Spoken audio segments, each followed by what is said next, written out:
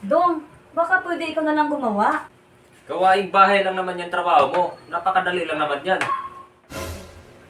Dong, Rian, halina kayo dito. Nakahanda na yung hapunan natin.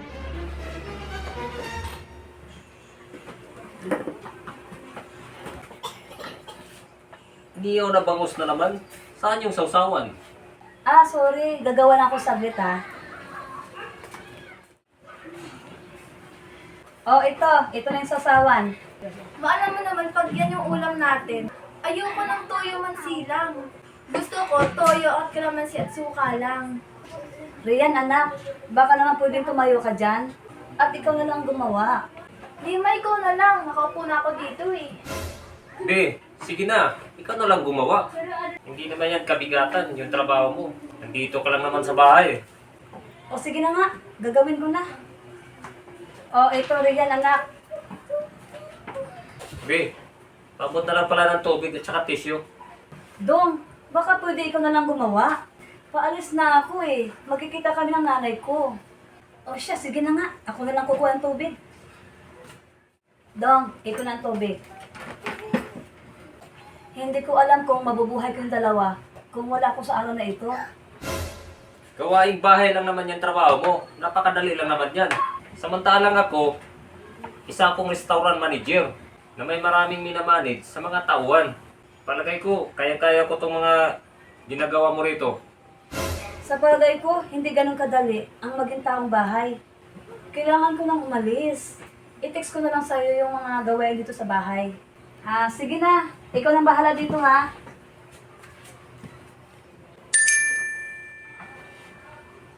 Ito yung text ni Lovely. Mga ginagawa niya araw-araw. Pa, malilate na ako papuntang school. O siya, sige. Alis na tayo. Teka lang pa, wala pa akong baong pagkain. O siya, sige. Ipaghanda kita. Ganito pala gawain ni Lovely. Ngayon, mag-grocery pa ako.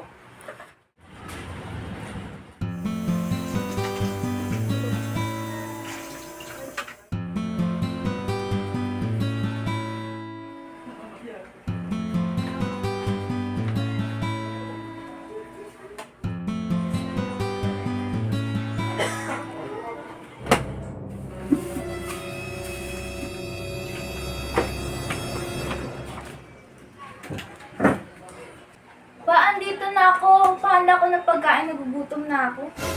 Sige anak, pantay lang. Ito anak, kumain ka na.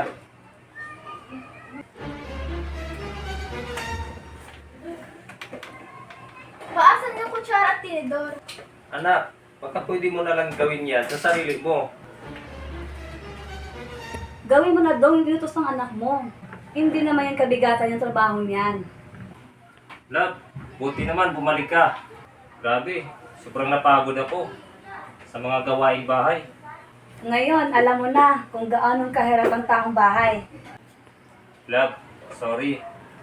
Napagtanto ko na. Masyadong mahirap pala ang trabaho mo dito kaysa sa akin. Umpisa ngayon, pahalagan ko na ang bawat trabaho mo dito sa bahay.